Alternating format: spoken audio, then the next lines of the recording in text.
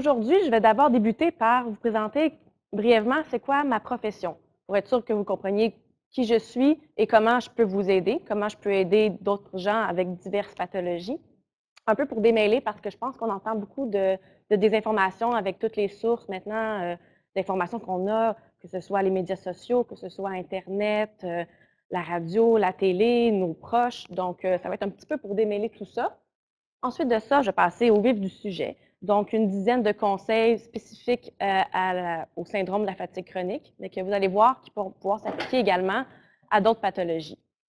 Ensuite de ça, je finis avec, en parlant un petit peu de produits de santé naturelle et on boucle la boucle en se permettant un petit 10 minutes de questions ensemble. Juste une brève différence là, pour vous démêler de nutritionniste et technicienne en nutrition. C'est un travail très relié ensemble. C'est un beau travail d'équipe. Par exemple, dans un hôpital, on est amené à travailler ensemble tous les jours, mais en gros, la nutritionniste va décider du plan de match, du plan alimentaire, du régime un peu du patient. Et la technicienne, elle, va vraiment s'assurer que ce que le patient reçoit respecte vraiment ça. Donc, on travaille vraiment là, très serré. Pour rentrer dans le vif du sujet, je ne pourrais pas dire que la nutrition va atténuer tous vos symptômes. Je pense que je ne suis pas là pour ça, mais je suis là pour dire que, justement, on peut donner un gros coup de pouce à notre état de santé, un gros coup de pouce au syndrome de la fatigue chronique par l'alimentation. Puis, l'objectif de bien prendre soin de son alimentation, c'est d'avoir le plus possible un poids santé, de réduire nos douleurs et notre fatigue. Puis, ces trois points-là, vous savez, sont très reliés. Quand on diminue la douleur, on dirait qu'on peut on a plus de temps, on a plus le goût de cuisiner des bons aliments. Quand on cuisine des bons aliments, on a plus d'énergie, moins de fatigue. Tout est très relié. Donc, quand on travaille sur un point, souvent les autres points y suivent. Mon premier conseil serait vraiment d'aller jouer au niveau des glucides. Notre source d'énergie première, notre source d'énergie court terme. Pourquoi modérer? J'ai marqué vraiment en parenthèse, puis c'est un peu le message à retenir, surtout ceux présents dans les aliments qui ont peu de fibres. On les connaît, des produits céréaliers blancs, des bonbons, des chocolats, des pommes de terre quand on n'a pas la pleure, comme exemple des frites, des muffins commerciales, des cafés sucrés. En général, je pense qu'on est assez bon pour cibler dans quoi il y a du sucre, dans quoi c'est un aliment, on est capable de cibler les aliments peu nutritifs en général. Mais des fois, on ne s'en rend pas compte, mais on les accumule au courant de la journée ou au courant de la semaine. C'est là que des fois on se fait avoir un petit peu.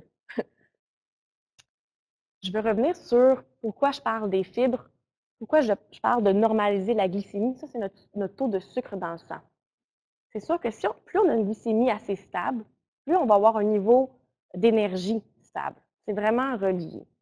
Puis la fibre, on peut s'imaginer quand on mange des choses fibreuses, que ce soit dans nos fruits et légumes, que ce soit dans nos grains entiers, dans des légumineuses, dans des noix et dans les graines. Une fois rendu dans l'estomac, ça gonfle. C'est ça l'effet de la fibre. Puis, on peut s'imaginer, quand ça gonfle, comme un peu un filet.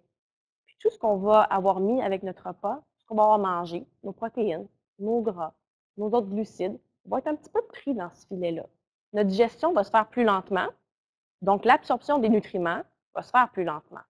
Donc, au lieu d'avoir une glycémie, un taux de sucre dans le sang qui monte en flèche lors du repas, puis qui risque de redescendre en flèche après le repas, on va avoir une plus belle courbe de glycémie, donc une plus belle courbe d'énergie. Mais il faut également avoir une protéine au cours de notre repas. Parce que la protéine, c'est notre énergie long terme. Si on mange que seulement des glucides, on va voir qu'on ait des fibres ou non, on va avoir un manque d'énergie à court terme. Donc, c'est important d'avoir une protéine, ça l'aide à avoir une plus belle glycémie, une plus belle énergie à long terme. Puis, même question de gestion du poids aussi. Quelqu'un qui mange des fibres va sentir la présence des fibres dans son estomac, va être moins tenté de se resservir. Donc, ça l'aide à la gestion du poids. Même chose pour la protéine. Si on n'est pas toujours en train d'avoir faim, bien, on est comblé, on mange moins. Ça me fait penser à la glycémie. On se rend compte que des grandes variations de glycémie occasionneraient de la douleur perçue plus aiguë. c'est encore plus important chez les personnes diabétiques, par exemple, qui ont de la misère à contrôler leur diabète, qui ont toujours une glycémie trop élevée. Une glycémie trop élevée de façon chronique va aller atteindre la santé de nos petits vaisseaux, que ce soit au bout des doigts ou des orteils, dans les reins. Quand je dis avoir des fibres, avoir des protéines dans son repas, comment ça se reflète? Ça représente quoi? Ça a l'air d'être compliqué, mais je veux tellement que vous reteniez que le visuel d'un repas équilibré ressemble à ça. Je vous le décris, donc la moitié en légumes, de toutes sortes. Il n'y a pas vraiment un légume qui va être vraiment meilleur qu'un autre. Je vous dirais, c'est selon tolérance aussi. On teste un peu les légumes qui nous font mieux, des fois pour notre digestion. Mais vraiment, la moitié de l'assiette, comme ça, mes légumes, c'est mes fibres, mon eau. Donc vraiment, ça va aller faire ma présence dans mon estomac. Ça va aider à ma glycémie. Ensuite de ça, le quart de l'assiette, ici c'est du poulet, je crois. Le quart de l'assiette en protéines de toutes sortes. Mais s'il y a une obligation, j'aime pas ça, là, mais je veux dire, c'est quelque chose à toujours avoir à son repas, nos légumes, nos protéines, comme ça je suis sûre d'avoir le minimum pour que je sois remplie à court terme et à long terme. Ensuite de ça, vous voyez qu'il y a aussi un quart de produits céréaliers. Je vous dirais que je suis à l'aise de dire que des fois, il n'y en a pas dans mon repas, puis que quand je décide d'en avoir, bien, j'en mets le quart de mon assiette. Puis, je privilégie les grains entiers pour les fibres que je vous parlais. C'est vraiment, visuellement, sans rien peser, sans rien mesurer, je suis capable de me fier aussi à ma faim. Je dois me pratiquer, là. C'est pas toujours évident, mais pour l'écoute de la faim, je peux me fier à mon assiette. Puis aussi, ce que ça me fait penser, la protéine, visuellement, des fois, vous avez de la misère un petit peu à savoir combien on en a besoin. En général, on se fie un peu à un jeu de cartes. Comme on a un jeu de cartes à la maison, l'épaisseur, la grosseur, on visualise ça. Aussi, ça peut être la paume de la main. Ensuite de ça, de répartir le plus possible mon repas. On a l'air de toujours manger, on dirait, mais l'idéal, serait quasiment de manger 6 petits repas dans la journée. Comme ça, je suis sûre de répartir mon énergie vraiment. Je suis vraiment sensible à toute variation d'énergie. Puis, l'idéal est de faire toujours la combinaison glucides-protéines, comme je vous disais. Comme par exemple, crudité avec un hummus, une trempette au yogourt maison. Un fruit ou des craquelins à grains entiers avec du fromage léger. Du yogourt qui contient vraiment les deux à la fois. Ou encore un fruit, fruits séchés, fruits frais.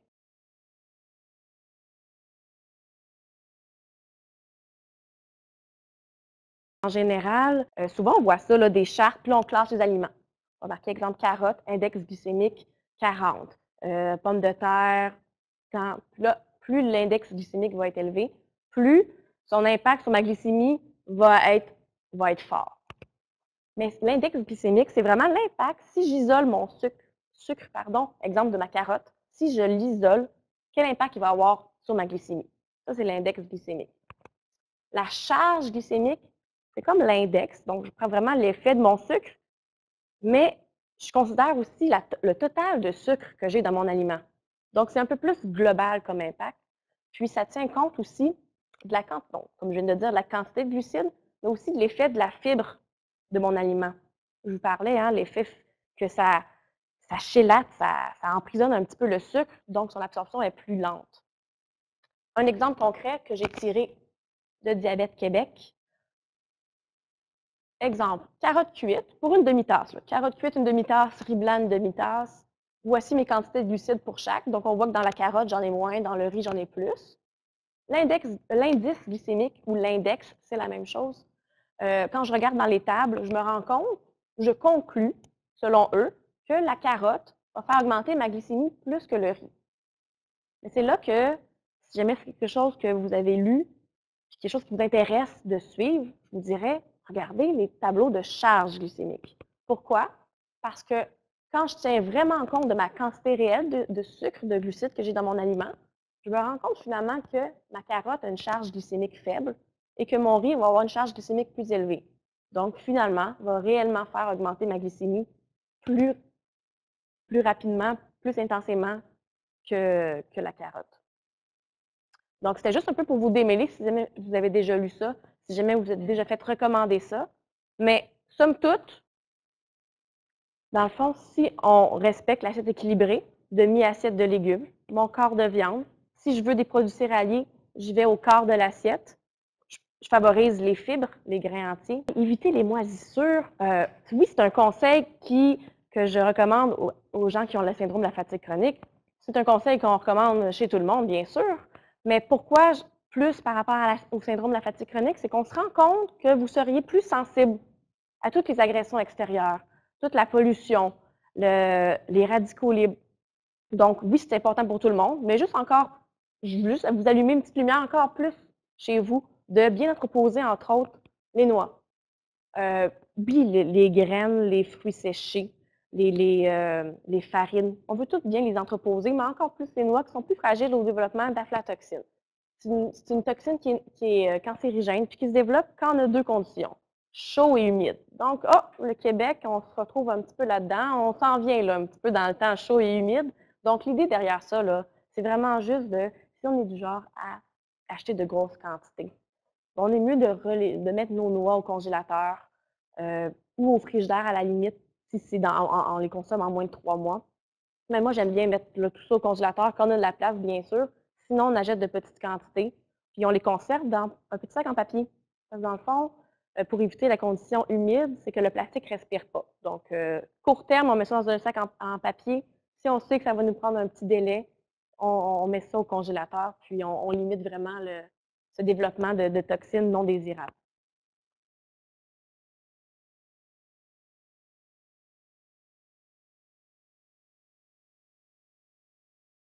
Limiter la caféine et autres stimulants. C'est sûr que si on est trop stimulé, on risque de moins bien dormir la nuit. Puis, dans le fond, ce repos-là qu'on a besoin pour vraiment recharger nos batteries, on risque d'interférer notre sommeil. Donc, aussi simple que ça. Mais également, quand on donne un boost à notre corps avec la caféine, bien, on risque de se donner un high, mais après ça, le down que ça peut nous procurer peut être ressenti encore plus fort que la population en général, là, je crois bien. Donc, quand on s'en tient à une consommation, je dirais, modérée, on trouve notre juste milieu entre notre plaisir, entre l'effet un peu de se réveiller, puis sans trop exagérer, sans trop se créer nos grosses montagnes russes qu'on tente d'éviter. Puis bien sûr, dans le fond, on les garde plus dans la journée.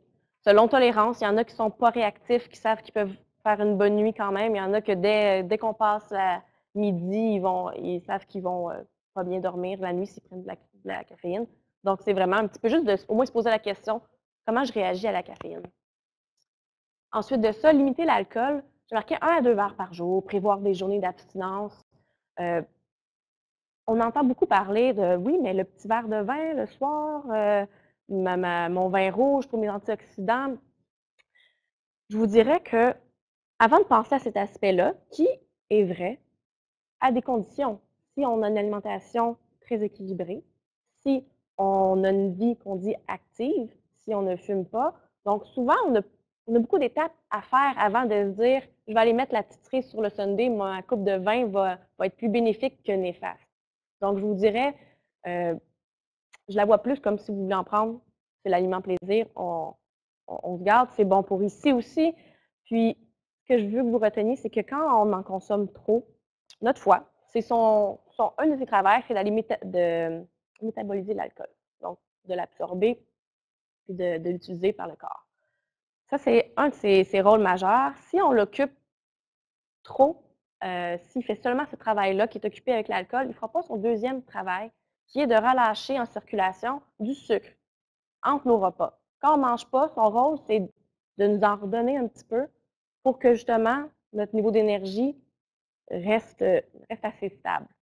Donc, l'alcool, ça peut prendre jusqu'à 24 heures avant qu'on la métabolise tout.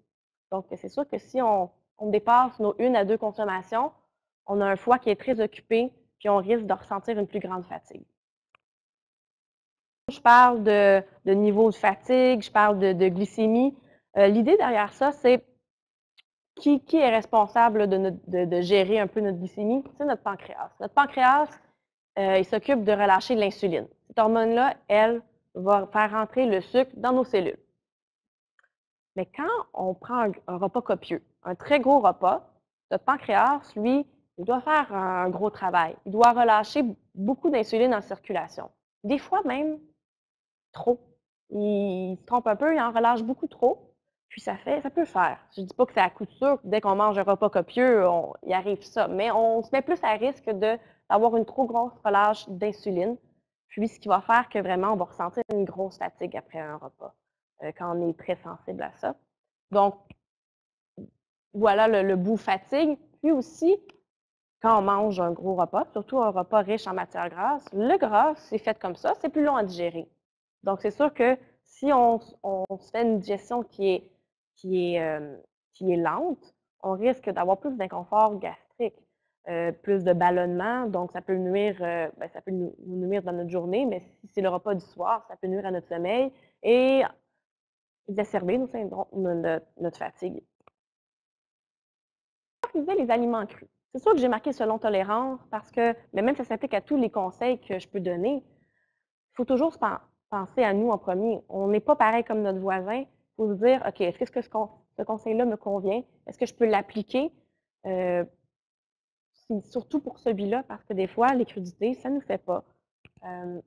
Puis pourquoi je vous parle de ça? C'est que quand on fait chauffer protéines, glucides ensemble à une température élevée, il se crée une réaction qu'on appelle réaction de Maillard.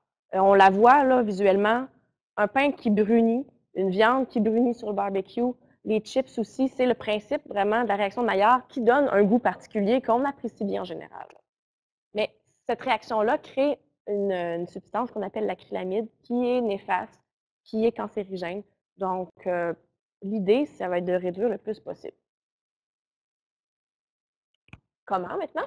Ça serait bien que je vous donne des petits trucs. Bon, en général, on favorise les aliments crus selon notre tolérance. C'est toujours bien de varier légumes cuits, légumes crus, même chose pour nos fruits. Quand on a envie de manger de la friture, ben, on se dit, ben, au moins, je vais mettre ma friteuse à 350 degrés Fahrenheit et moins dans la mesure du possible. On évite j'ai juste le terme anglais, le broil, sur le four. On laisse ça à 450 et moins. On est mieux de privilégier une cuisson lente, mais à long terme. On conserve nos pommes de terre en bas de 8 degrés dans la mesure du possible, donc l'endroit le plus froid de la maison, pour éviter le développement de cette substance-là. Puis si on veut faire encore là la friture, on est mieux de faire tremper nos pommes de terre. Ça va en enlever de notre pomme de terre. Puis ensuite de ça, on les éponge bien. On fait notre friture. Pour ce qui est de pain, pâtisserie, c'est d'atteindre le niveau de cuisson le plus faible possible, mais selon notre goût. Donc, dans ce temps-là, on fait un juste milieu. Les poissons gras, les oméga 3, on en entend beaucoup parler. On sait que c'est bon pour nous, pour plusieurs personnes. Mais pourquoi?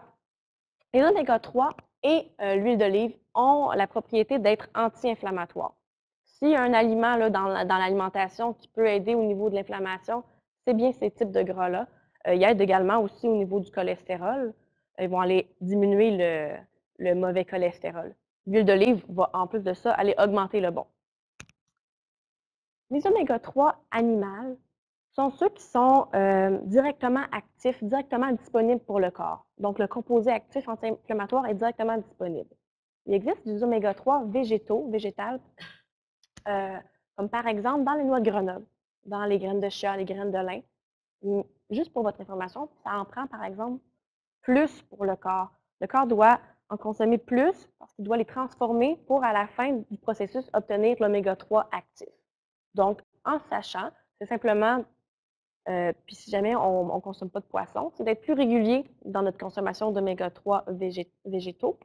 Puis, pour le poisson, je vous dirais, pour combler nos besoins, on viserait 2 à 3 portions par semaine de poisson qu'on dit gras. Le mot peut faire peur. Dans le fond, l'idée, c'est vraiment d'aller rechercher les poissons visuellement qui ont la chair rosée en général. Saumon, truite, les petits poissons, harengs, maquereaux, sardines. Il y a également le thon, que ce soit en conserve ou frais. Et l'huile d'olive, dans le fond, c'est une de mes huiles préférées. Ça me fait penser, des fois, on veut cuisiner avec l'huile d'olive, on veut la chauffer. Je vous dirais, notre belle huile d'olive pressée à froid, extra vierge, elle va se dénaturer si on la chauffe. Elle va faire des composés qui ne seront pas intéressants pour notre corps. Donc, je vous dirais, si vous voulez chauffer, achetez une huile d'olive raffiné, je dirais. Raffiné, je dirais un peu. Vraiment, là, ordinaire, qu'on dit. Vous allez voir, il va y avoir une différence dans le prix aussi. Gardez votre bonne huile d'olive pour les aliments, justement, crus. Vos bonnes salades, vos vinaigrettes, une huile de finition. Ça va être vraiment l'utiliser à meilleur escient. Puis, je vous dirais, pour une huile que j'aime bien, l'huile de canola est versatile, peut autant supporter la cuisson qu'être consommée crue. Ensuite de ça, modérer les oméga 6. Pourquoi? Parce qu'ils sont pro-inflammatoires. Ils font vraiment ils font l'inverse des oméga 3 et de l'huile d'olive. Puis on en consomme de façon indirecte, sans savoir, bien en masse, je vous dirais. Là. Dans les produits qu'on achète, les produits transformés, c'est souvent des huiles qui sont employées, sont moins chères. L'huile de soya, l'huile de cartame, l'huile de maïs, de coton. L'huile de tournesol, des fois, ça peut surprendre un peu les gens. C'est effectivement une huile qui est agréable à utiliser parce qu'elle n'a pas beaucoup de goût. Donc, souvent, là, elle s'emploie dans plusieurs recettes. Mais je vous dirais, l'idée, c'est pas d'éliminer toutes ces huiles-là. Mais je la prendrais vraiment plus de façon occasionnelle. Puis, je fais une belle place dans mon quotidien à l'huile d'olive, l'huile de canola. Il faut vraiment aller chercher vraiment rétablir un ratio plus anti-inflammatoire versus pro-inflammatoire qu'en général, notre alimentation nord-américaine nous apporte.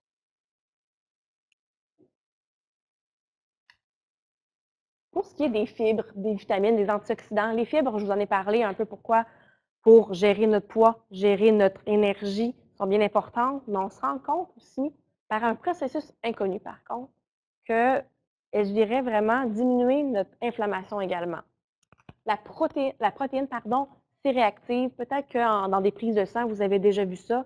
CRP, juste pour votre information. Mais par un processus inconnu, les fibres iraient aider à diminuer cette protéine-là qui crée l'inflammation dans le corps. Donc, où il y a nos fibres, je vous l'ai déjà dit, nos fruits, nos légumes, idéalement en garde à plure dans la mesure du possible, nos graines, nos noix, nos légumineuses selon la tolérance et nos produits céréaliers agréés entiers. J'ai marqué règle générale plus de 25 grammes par jour, mais sans mesurer, quand on repense encore une fois là, à notre assiette équilibrée, qui a la moitié en légumes, déjà là, c'est un très gros apport. Si je veux chercher mes grains entiers de temps en temps, là aussi, c'est un bon apport. Je vous dirais, là, de façon générale, j'ai au moins 2 fruits dans ma journée. Si j'ai mon assiette équilibrée, dîner, souper, au niveau de mes légumes, là aussi, je vais m'en chercher. Si j'inclus un petit fond de noix dans la mesure du possible dans ma journée, ce genre d'habitude-là fait partie de votre quotidien. On n'a pas besoin d'être dans le calcul, on est vraiment dans un mode de varier son alimentation. Puis aussi, si au niveau digestif, souvent, ça se reflète quand même. Quand on sait que ça va bien au niveau digestif, en général, on a assez de fibres dans notre alimentation. J'en profite juste pour vous parler d'un produit qui n'est pas nécessairement à acheter absolument, c'est juste des fois, c'est agréable d'avoir ce petit produit-là disponible dans la sacoche ou dans la pharmacie à la maison. Le Bino, c'est un enzyme digestif qui s'appelle l'alpha-galactosidase, qui aide principalement à la digestion des légumineuses et des crudités. Donc, des fois, là, j'ai bien beau depuis tantôt vous parler des légumineuses et des crudités, puis là, vous dites, mais là, Marc-Ève, moi, c'est pas quelque chose que je peux inclure là, à mon alimentation. Ou des fois, ça m'arrive quand je vais au restaurant ou dans la visite, je remarque beaucoup que c'est des aliments là, qui ne me font pas. Mais je vous dirais, bon, c'est un petit produit qui peut être intéressant à avoir avec soi pour nous aider à ce niveau-là. Puis, ça me fait penser aussi que souvent, j'entends l'ail, je digère vraiment pas bien l'ail. As-tu un conseil pour moi? L'ail, en passant, contient des fructanes. C'est un glucide contenu dans l'ail que chez tout le monde, on digère moins bien. C'est un fait. Mais quelqu'un qui peut avoir un côlon irritable, des fois surajouté au syndrome de la fatigue chronique, peut vraiment avoir des gaz, des ballonnements douloureux. C'est vraiment la différence entre la population générale et quelqu'un qui peut avoir un côlon irritable. C'est que les symptômes digestifs sont douloureux et souvent récurrents, chroniques. Mon truc par rapport à l'ail, c'est que ce fructane-là, qui est moins digeste, est soluble dans l'eau. Donc, exemple, si on fait une soupe avec de l'ail, c'est sûr que là, mon composé est réparti. Même si je vais aller l'ôter, mon ail, le tort est comme fait. Un truc, c'est de faire sauter l'ail ou l'oignon, encore là, c'est un peu le même composé dedans, dans l'huile. Donc là, le bon goût va aller dans l'huile, mais pas le composé qui est moins digeste. On retire et après ça, on fait sauter nos restants de légumes, pour exemple, faire un sauté ou, par exemple, débuter un potage. Cette façon-là de faire fait qu'on a le bon goût sans les désagréments. Maximiser les antioxydants, qui sont généralement dans nos fruits, dans nos légumes principalement. Bêta-carotène, notre vitamine A du règne végétal, donc dans les fruits et légumes foncés. La vitamine C, même chose. Le zinc dans les légumineuses, dans les noix, dans les grains entiers. Le sélénium dans les fruits de mer. Donc, on voit que là, on commence à parler d'alimentation variée. Les antioxydants, on en entend beaucoup à la télé, que je pense à Dr Béliveau qui fait beaucoup de travail à ce niveau-là. Nos indoles qui sont dans nos crucifères, nos flavonoïdes dans le bon chocolat noir, les polyphénols dans le vin. On a un dernier que je vais vous parler un peu plus précisément. Le magnésium, qu'on se rend compte, qui est intéressant beaucoup pour les personnes qui ont des douleurs, parce que ça va aller jouer sur la relaxation des muscles lisses. C'est sûr que les muscles lisses sont plus au niveau du cœur, au niveau des intestins. Ce n'est pas les muscles avec lesquels on force. Mais ça contribue à relaxer ces muscles-là, à dilater les vaisseaux sanguins et donc à normaliser notre conduction nerveuse. Donc, ça peut diminuer quand même indirectement la douleur. Que ce soit dans le tofu, les graines de tournesol, les légumineuses, les épinards. Vous voyez bien que depuis tantôt, je fais vraiment là, un tour global de l'alimentation. Donc, vraiment, si je focus sur varier mon alimentation le plus possible, je vais aller chercher tous les antioxydants que mon corps a besoin, parce qu'on ne sait jamais lequel précisément on manque, lequel qui nous fait le mieux. Donc, en variant, c'est le mieux qu'on peut faire pour aller tous les chercher. Sauf que là, je parle de variété. Mais des fois, on n'a pas l'énergie pour cuisiner. Ça, c'est une réalité, je pense, que les personnes qui sont atteintes du syndrome de la fatigue chronique ont beaucoup. Donc, c'est sûr que des fois, on tombe un petit peu dans une routine. On fait les mêmes plats parce que c'est plus facile comme ça, puis ça nous demande moins d'énergie. Je comprends très bien. L'idée, c'est vraiment, quand je ressens la forme, quand je fais ma cuisine, exemple le dimanche pour ma semaine, mais c'est là que je m'allume ma petite lumière. Je vais essayer de varier un petit peu mes choses dans la mesure du possible. Comme je vous dis tantôt, je donne un conseil, puis il faut voir comment on est capable de l'appliquer dans la vie, puis rester réaliste un petit peu à notre condition. Je vous parle de fibres aussi depuis tantôt. On veut qu'ils passent ces fibres-là. On veut qu'ils aient un bon effet aussi au niveau digestif. Donc, il faut qu'ils soient accompagnés de beaucoup d'eau. Puis, ça me fait penser, des fois, on pense qu'on ressent la faim.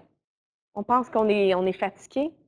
Mais on se rend compte beaucoup que quand je vous vois quand même, je vois beaucoup d'eau dans la salle. Je ne sais pas à la maison comment ça se passe, mais de se tenir hydraté, c'est un des meilleurs moyens pour être sûr qu'on maximise notre état d'énergie, puis qu'on ne va pas être tenté d'aller manger au lieu de boire, dans le fond. Des fois, on est déshydraté. Puis, je marquais, c'est sûr, privilégier l'eau à la tisane aux boissons qui vont nous apporter de la caféine, qui vont nous stimuler, puis qui vont peut-être nuire à notre sommeil ou nous créer de grosses variations d'énergie au courant de notre journée. Le point numéro 10, dans le fond, je vous dirais, c'est une fois qu'on a passé un peu toutes les étapes que je vous ai dit, varier l'alimentation, se faire de petits repas équilibrés, étalés dans la journée, maximiser mes fibres.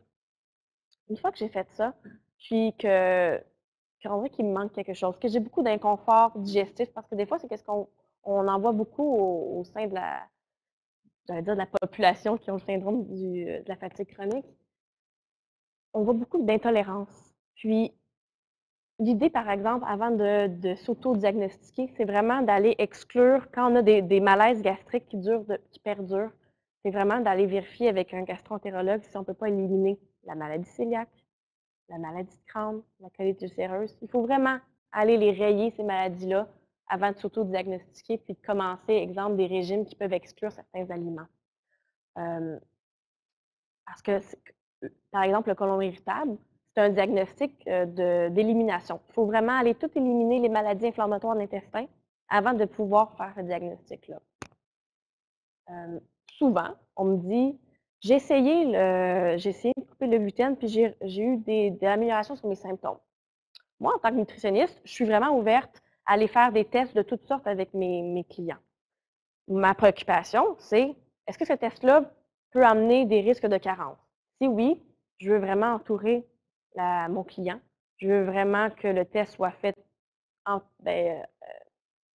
j'allais dire de façon sécuritaire. Par exemple, si j'ôte un aliment qui m'apporte tel nutriment, mais il faut que je m'assure d'avoir un autre aliment qui va venir jouer le même rôle, par exemple. Au niveau du gluten, puis de tous les tests qu'on peut faire, dans le fond, l'idée, c'est de les faire sur une période échelonnée. Puis de reprendre si on voit de reprendre ces aliments-là si on voit qu'on n'a pas eu d'amélioration de nos symptômes. Des fois, les gens qui prennent des aliments sans gluten, bon, en général, ce sont des produits qui sont plus coûteux. Puis on ne pense pas des fois qu'il peut y avoir des produits qui sont des fois moins chers, puis qui peuvent être également sans gluten, comme par exemple le quinoa, le riz brun, le millet, le sorgho, le sarrasin. Les pommes de terre avec pelure sont sans gluten. Puis il existe là, toute la gamme de produits céréaliers sans gluten. Le deuxième nutriment ou le deuxième aliment, souvent les produits laitiers sont pointés du doigt. On me rapporte souvent que les gens font ce genre de test-là, d'éliminer les produits laitiers. Quand ils font le test, je recommande en général 3 semaines, puis de reprendre si jamais on voit qu'on n'a pas vu d'amélioration de nos symptômes. Petite préoccupation qui me vient à l'esprit, des fois les gens me disent j'ai changé pour une boisson d'amande, exemple, dans mes céréales le matin. Puis c'est bizarre, il me semble que j'ai toujours faim. Si vous n'étiez pas au courant, le lait de vache fournit 8 grammes de protéines par tasse. Puis la seule boisson végétale qui vient vraiment équivaloir, c'est la boisson de soya.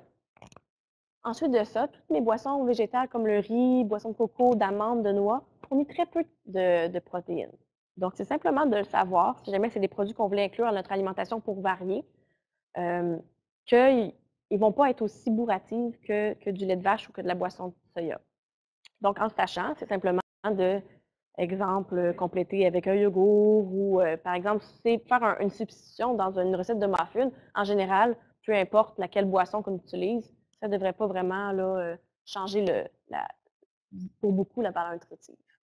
Je parle du côlon irritable. Il y a une approche qui est de plus en plus, je vous dirais, dans les 10 dernières années, qui est beaucoup utilisée chez les nutritionnistes. On obtient de bons résultats. Je vous dirais, jusqu'à 75 des gens avec le côlon irritable voient des améliorations. Il reste quand même un 25 qui ne voient pas d'amélioration. Ça reste une démarche qui ne se fait pas en claquant des doigts, qui s'échelonne sur plusieurs mois. Donc, ce n'est pas à prendre à la légère. Puis, s'il y a vraiment une démarche que je tiens à recommander qu'il soit faite avec une nutritionniste, c'est bien celle-ci, puisque c'est ça, pour être sûr de ne pas exclure d'aliments pour rien. Si jamais vous n'étiez pas au courant un peu de à quoi ça consiste, je vous le montre brièvement. L'idée, ce n'est pas de devenir des experts du FODMAP aujourd'hui, mais c'est juste de savoir que c'est une méthode qui est utilisée de plus en plus, qui existe. Vous pouvez vous poser des questions si vous vous reconnaissez. Vous pouvez voir s'il y a un rendez-vous en nutrition, par exemple, pour être bénéfique pour vous. Donc, c'est un acronyme. Là. Le FODMAP, là, chacune des lettres veut dire quelque chose. Puis, ce sont toutes des glucides, donc toutes des sources de sucre qui sont fermentables. C'est un fait, ils fermentent chez tout le monde. Puis, chez un côlon irritable, cette fermentation-là va apporter de la douleur. On peut autant avoir de la constipation que de la diarrhée. C'est vraiment individuel comme réaction. Et je vous ai mis des exemples. Oignons, blé, lentilles. Ça me fait penser, quand je vois le mot blé, des fois, on peut réagir au blé à cause du fructane qu'il contient, donc du type de glucide, pas nécessairement à cause du gluten qu'il contient, qui est une protéine de gluten.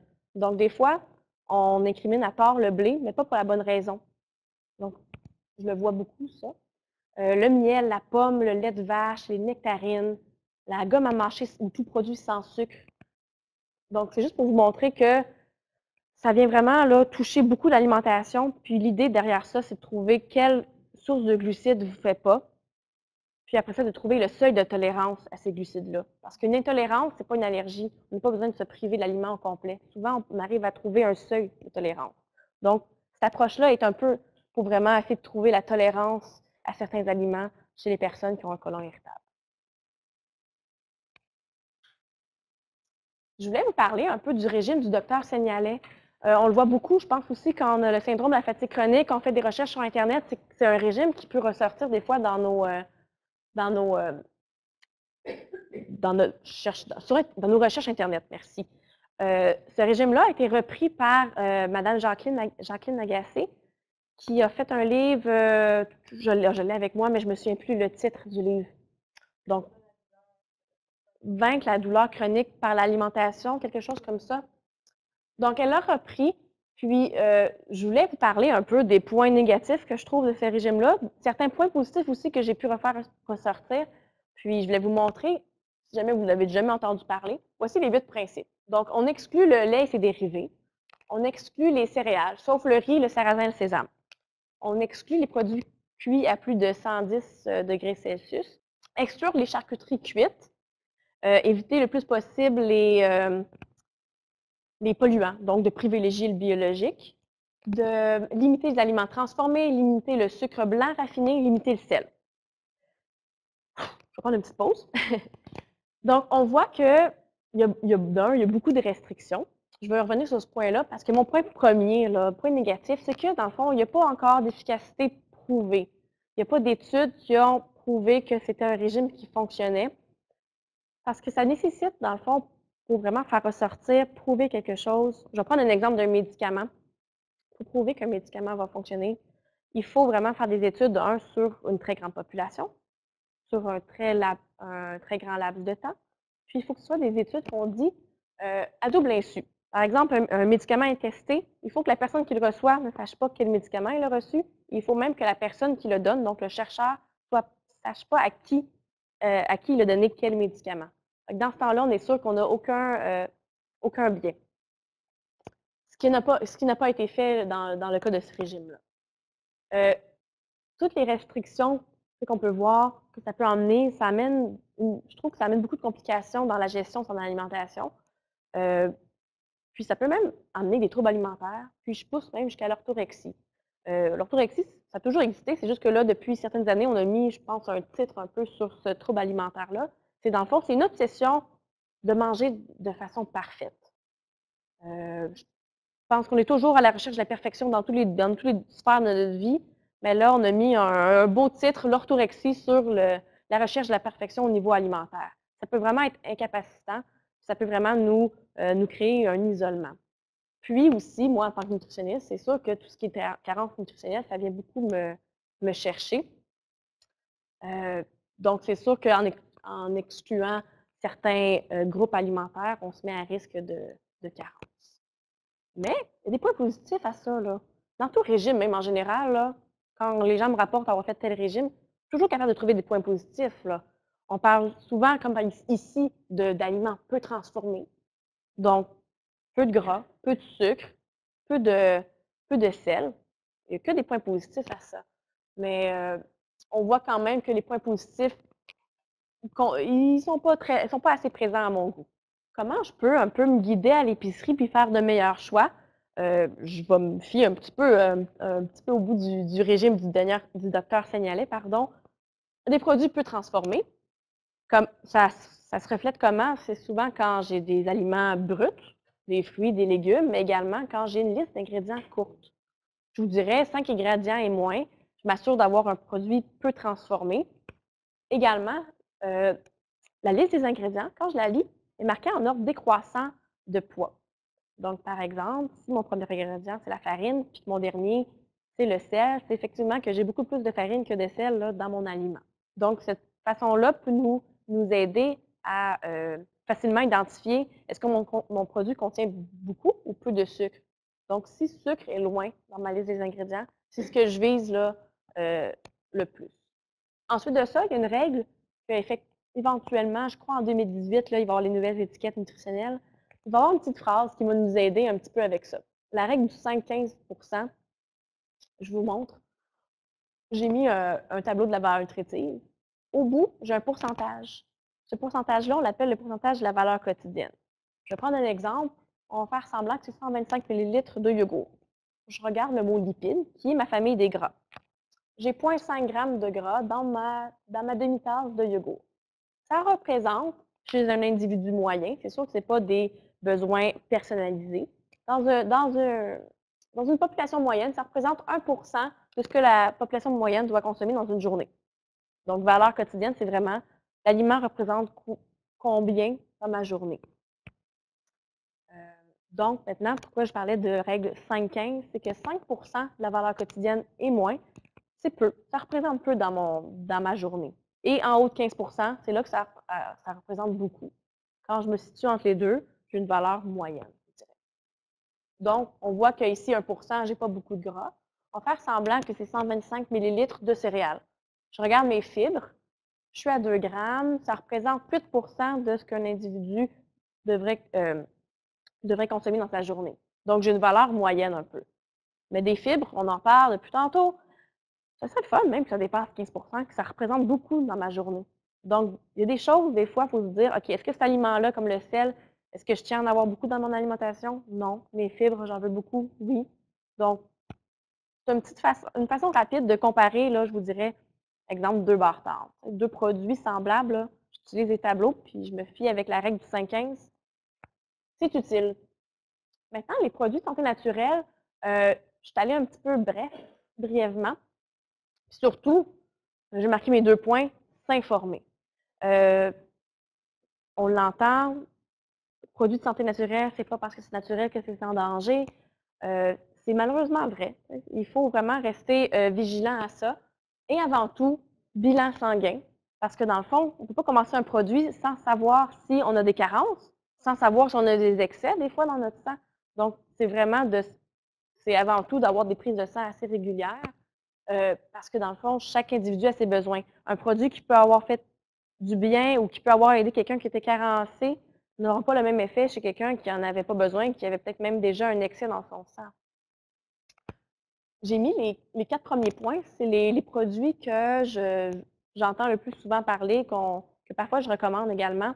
Les probiotiques, on entend beaucoup parler les dernières années. On se rend compte à quel point notre intestin, c'est notre deuxième cerveau, vraiment, là.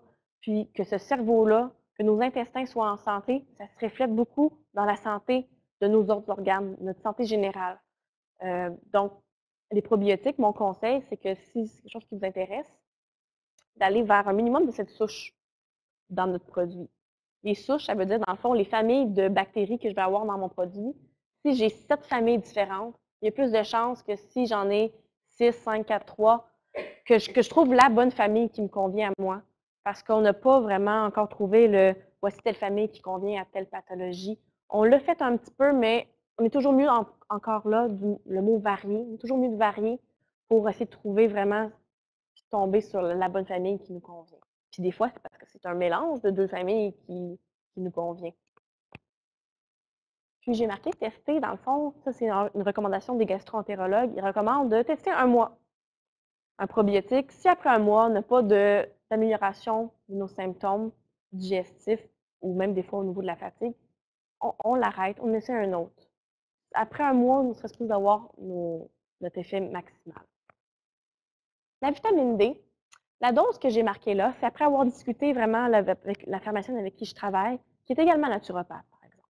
Donc, elle a vraiment une vision, je vous dirais, comme de la science de base, puis vraiment la science naturelle également. La dose qui a été recommandée dépasse, par exemple, l'apport maximal tolérable, que normalement Santé Canada juge plus sécuritaire.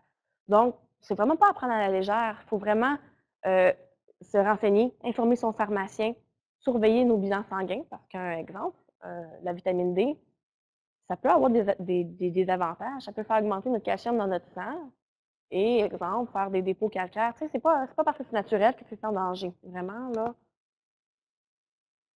C'est une vitamine, par exemple, que ma vitamine un peu chouchou, parce qu'au Québec, au Canada, on est malheureusement mal positionné au niveau géographique. On est un pays nordique, donc même l'été, même avec notre beau soleil, même si on a vraiment, vraiment chaud, on se dit le soleil il est là, il est au-dessus de ma tête, les rayons nous atteignent mal. Donc la synthèse de la vitamine D, qui se fait principalement là, au niveau de la peau, est sous-optimale même l'été. Donc je suis à l'aise vraiment de recommander un supplément à longueur d'année. Encore plus, si on est moins supplément, si on veut se limiter le plus possible, je vous dirais, les mois sombres, octobre à avril, c'est ceux-là qui sont à privilégier vraiment, parce que là, il est juste carrément pas là, le soleil. Donc, ça va aller jouer au niveau digestif, ça va aller rendre l'intestin plus imperméable. Nos bactéries de l'intestin vont être moins tentées de s'enfuir notre intestin puis d'aller dans notre sang. Donc, ça vient vraiment aider, donner un petit coup de pouce à notre système immunitaire. Ça irait jouer au niveau de l'humeur. puis également à la santé de nos os parce que ça l'aide à l'absorption du calcium. Donc vraiment, la vitamine D, c'est une vitamine qui aide un peu le corps vraiment dans son entier. Je m'en allais changer de diapo. L'oméga 3, j'en ai parlé tantôt. On peut déjà commencer par essayer d'avoir nos apports, de maximiser nos apports via l'alimentation. C'est sûr, hein, avant tout supplément, je mange mes nutriments avant de prendre une capsule. Donc, mes oméga 3, si jamais, exemple, j'ai une allergie au poisson, si j'ai une très grosse aversion, je n'arrive pas à en avoir à manger à court terme, je n'ai pas encore développé mes goûts, ça peut être un supplément que je vais recommander dans ce cas-ci. Encore une fois, la dose qui a été recommandée par la pharmacienne est plus élevée que ce qu'on recommande dans la population générale. Dans ce temps-là, ça me sonne une petite cloche. Les oméga 3, c'est un gras. Il faut que je surveille mon bilan sanguin au niveau des gras, si jamais c'est un supplément que je débute, pardon. Le magnésium, j'en ai parlé un petit peu tantôt au niveau de son effet sur les muscles, sur la conduction nerveuse. Par exemple, si j'en consomme trop, je peux avoir un effet laxatif. Si jamais j'ai un effet, si jamais je suis déjà du type à avoir des selles plus molles, la diarrhée de façon fréquente, c'est pas le genre de supplément qu'on va aller recommander. Donc, on voit à quel point il faut se connaître. Il faut vraiment que notre médecin, notre nutritionniste, notre pharmacien soit au courant de ce qu'on veut essayer. Puis de voir, dans le fond, le message à retenir, c'est vraiment d'éviter toute interaction. J'ai mis une belle petite liste ici de produits de santé naturelle qui ont des efficacités possibles. Rien de prouvé encore. Puis ça me fait penser, le millepertuis, le premier sur la liste, interagit avec plus de 3/4 des médicaments qui sont mis sur le marché. Donc vraiment, c'est difficile quand même de vraiment de jumeler un médicament classique avec un produit de santé naturelle. Je suis vraiment chanceuse. La pharmacie où je travaille, vraiment, les pharmaciens sont très là, assidus de vraiment rentrer les produits de santé naturelle dans le dossier du client. Merci tout le monde d'être venu.